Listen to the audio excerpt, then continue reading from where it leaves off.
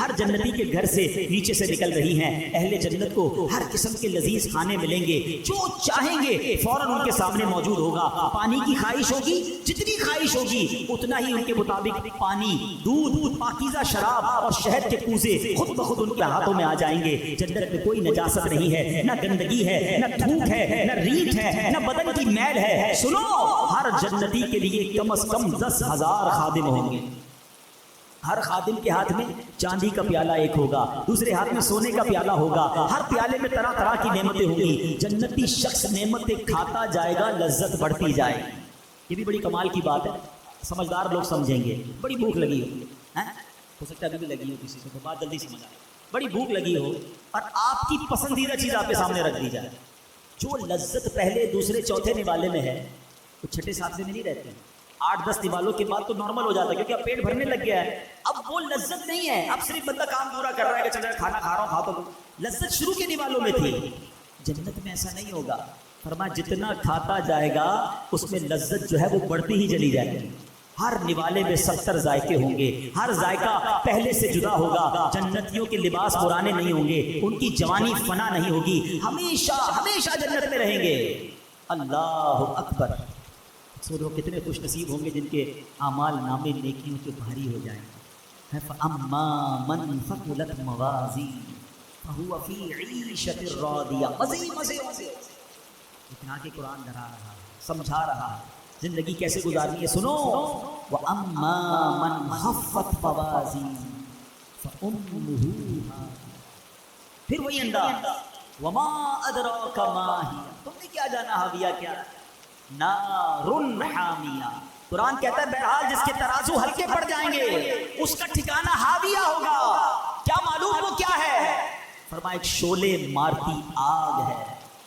جنت کی تعریف، جنت کی ڈیفینیشن سن لی نا؟ آؤ کچھ جہنم کے بارے میں بھی سنو. تیاری کرو جنت کی، بچاؤ اپنے آپ کو جہنم کی آگ سے. ہم میں سے کوئی بھی وہ عذاب برداشت نہیں کر سکے گا. جہنم اللہ پاک کے قہر و غضب کا مقام ہے. جہنم کی آگ نہایت گرم ہے. حدیث پاک میں آتا ہے یہ دنیا کی آگ جہنم کی آگ کے 70 اجزاء میں سے ایک جز ہے. اگر اس دنیاوی آگ کو پانی سے 2 مرتبہ ٹھنڈا نہ کر دیا گیا ہوتا تو تم اس سے فائدہ نہ اٹھا سکتے. یعنی اس آگ کو ہمیں ٹھنڈا کر کے پیش کیا گیا ہے تو ہم اس آگ سے فائدہ اٹھا سکتے ہیں. جہنم کی آگ 70 ٹائم زیادہ خطرناک ہے. آپ سوچو تو صحیح، اس دنیا کی آگ کی تپش کتنی ہے.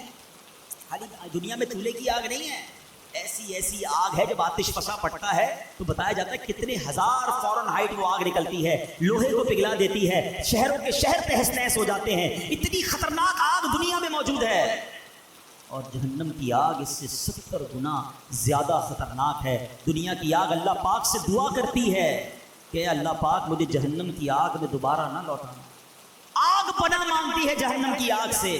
حضرت جبرائیل پیارے آقا علیہ السلام کی خدمت میں قسم اٹھا کر کہا انہوں نے کہ اگر جہنم کو سوئی کے ناکے کے برابر کھول دیا جائے تو تمام زمین والے اس کی گرمی کے سبب مر جائیں.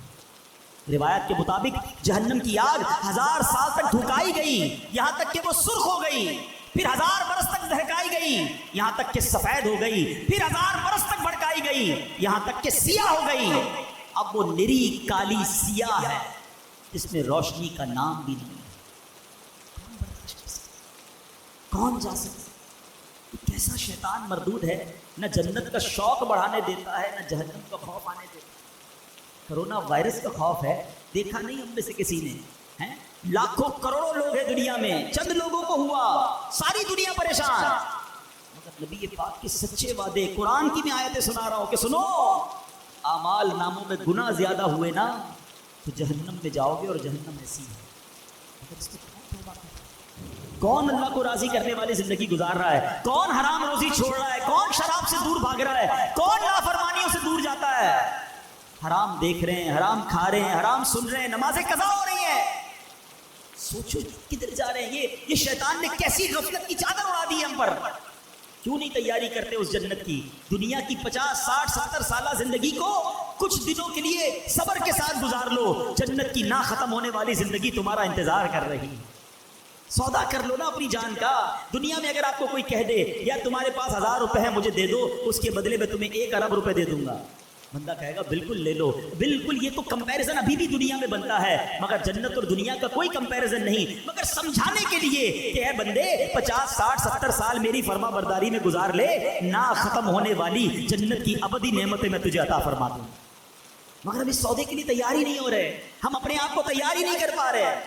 خدارا آج سورہ قارعہ اور قیامت کے احوال سن کر، جہنم کی ہولناکی کو سن کر ہم زندگی میں کچھ فیصلہ کریں، اپنے آپ کو بدلنے کی کوشش کریں۔ اپنے بیان کے آخر میں ایک دل دہلانے والا واقعہ جب میں نے پڑھا، صحابی رسول حضرت عبداللہ بن مسعود رضی اللہ عنہ سے روایت ہے کہ ایک بار ایک شخص بارگاہ رسالت میں حاضر ہوا، عرض کیا یا رسول اللہ صلی اللہ تعالیٰ علیہ وسلم، کوئی ایسا مومن بھی ہے جو جہنم میں باقی رہ جائے؟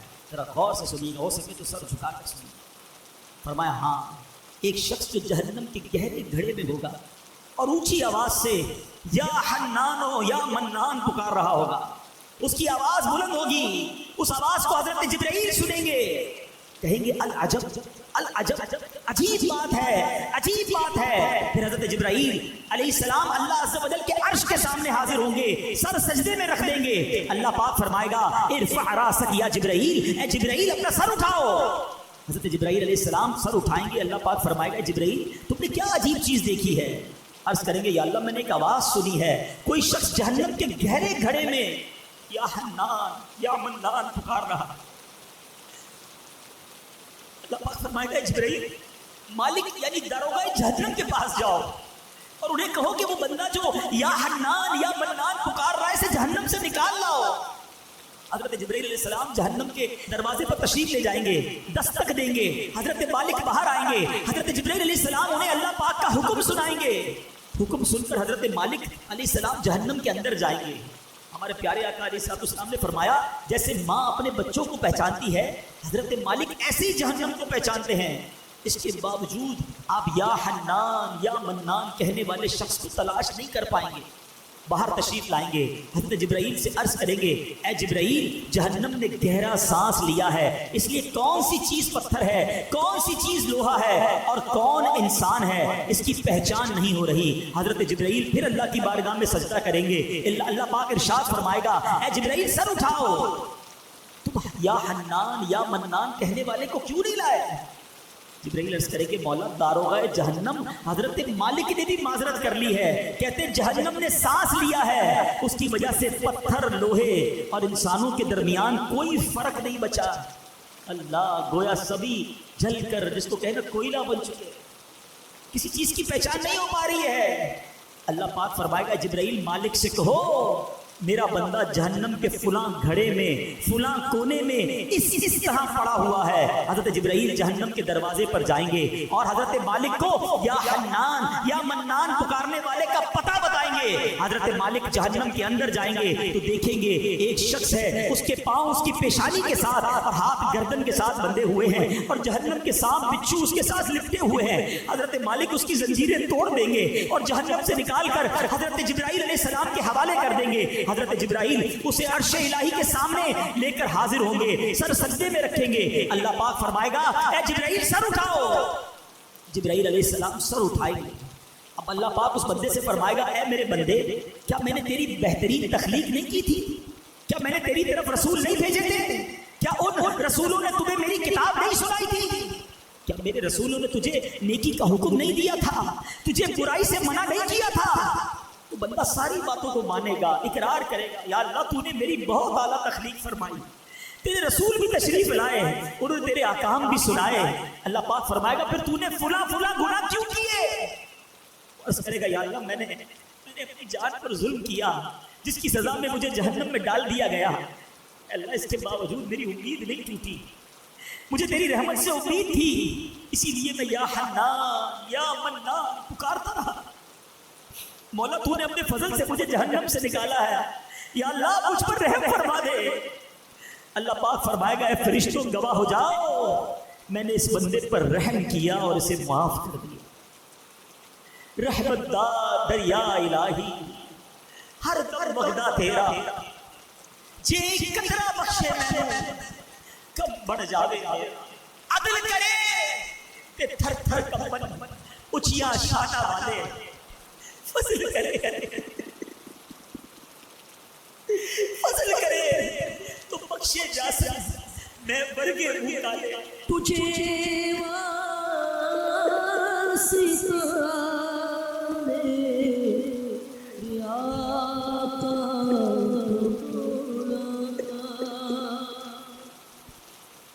تجھے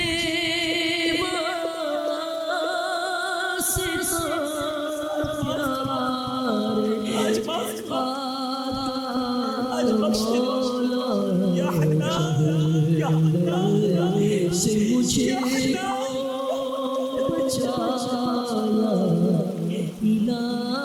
الہی جلوے سے مجھے بچایا۔ اے رب کریم، گناہ کر چکے، خطا بھی کر چکے، بس آج آؤ میٹھے اسلامی بھائی اللہ سے سچی توبہ کرو، دوستی کر لو مالک سے، وہ بڑا کریم ہے، دنیا والے نہیں معاف کرتے، عدالت میں جاؤ نا اور اپنے جرم کا اقرار کرو تو سزا سنائی جاتی ہے، جج یہ نہیں کہتا تم نے مان لیا تو جاؤ معاف کر دو، مگر میرے رب کی عدالت کے دستور نرالے ہیں، بس مجرم ایک بار مان لے، شرمسار ہو جائے، توبہ کر لے، بڑا قریب ہے۔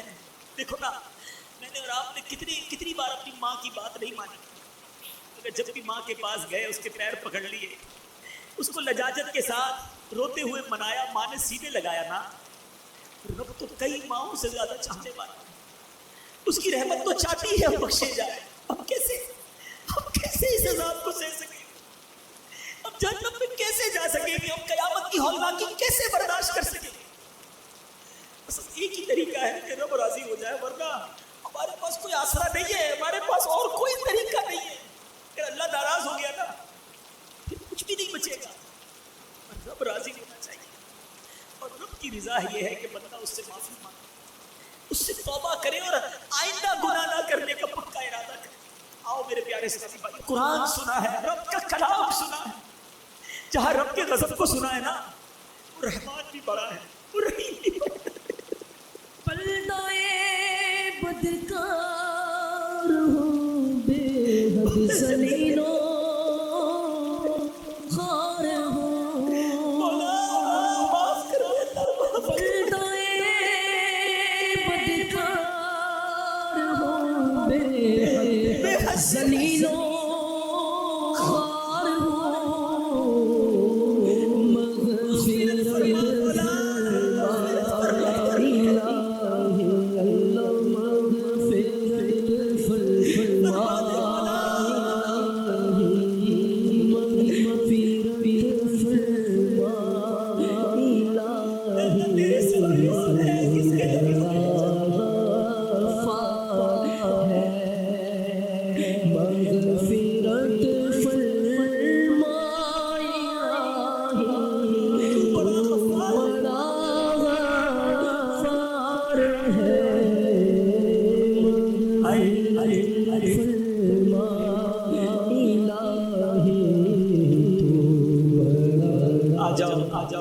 آ جاؤ اللہ کی رحمت کی طرف، آج اس سے دوستی کر لو۔ اگر میرا کوئی ایسا بھائی بیٹھا ہے جو نمازیں قضا کرتا ہے، بس اب سچی پکی نیت کر لو کہ آج کے بعد نماز قضا نہیں کرو۔ اگر کوئی حرام کماتا ہے دیکھو چھوڑ دو اسے، توبہ کرو، اللہ تمہیں غیب سے حلال دے گا، بس سچی نیت کر لو، رب نے جو نصیب میں لکھا ہے وہ مل کر رہے گا۔ حرام کمانا چھوڑ دو، حرام کھانا چھوڑ دو، حرام صحبتیں چھوڑ دو، گندی چیزیں دیکھنا چھوڑ دو، سننا چھوڑ دو۔ ہم کمزور ہیں، یہ بھی ہم اللہ سے ہی کہیں گے نا، یا اللہ میں پہلے بھی توبہ کی پھر گناہ میں پڑ گئے، آج پھر توبہ کرتا ہوں، پھر توبہ کرتا ہوں، بس تم توبہ پر استقامت دے دے۔ پتہ نہیں کب دنیا سے چلا گیا اور وہاں مارا گیا، وہاں پکڑا گیا تو میرا بنے گا کیا؟ اللہ اس کمزور بندے پر رحم کر اور آج سچی توبہ عطا کر، آج سچی پکی توبہ عطا کر۔ اور یہ دعوت اسلامی ہے پیارے اسلامی جو ہمیں ہماری آخرت کی تیاری کرتا ہے۔ ہم کچھ بھی کر لیں قیامت تو آئے گی، حساب کتاب تو ہوگا نا، اس سے بچ کوئی نہیں سکتا، مگر آج جس تفصیل سے ہم نے قیامت کا ذکر سن لیا، جس طرح کا یہ حالات ہوں گے، ہم تو بڑے کمزور ہیں، ہمارا کیا بنے گا؟ ہاں اللہ راضی ہوا، اللہ کے حبیب راضی ہوئے، تو انشاءاللہ قیامت میں بھی لواء الحمد تلے اٹھنا نصیب ہو تو جائے نے گا. دنیا میں بے چھپایا یا خدا آخرت میں بھی چھپا لے. تو نے دنیا میں بے چھپایا یا خدا حشر میں بھی لاج رکھنا حشر میں بھی لاج رکھنا مولا حشر میں بھی لاج رکھنا تو بڑا ستار ہے حشر میں بھی لاج رکھنا تو بڑا ستار ہے مغفر فرما الہی تو بڑا غفار ہے. بس آج سچی پکی توبہ کرنی ہے. توبہ کیا؟ توبہ کے 3 ارکان. ایک، بندہ شرمندہ ہو جائے، مانے میں گناہ گار، ندامت کرے، کہے اللہ کو غلطی ہو، مانتا ہوں مالک مجرم. دوسرے نمبر پر اب گناہ نہ کرنے کا پکا ارادہ. تیسرا، اس وقت موجودہ یہ گناہ چھوڑ دے. یہ نہ سوچو کہ میں توبہ کروں گا پھر گناہ کر لوں گا، یہ بھی شیطان کا وار ہے. ہمارا کام توبہ کرنا ہے. انشاءاللہ رب کریم ہمیں توبہ پر استقامت بھی وہی عطا فرمائے. اللہ پاک عمل کرنے کی توفیق عطا فرمائے.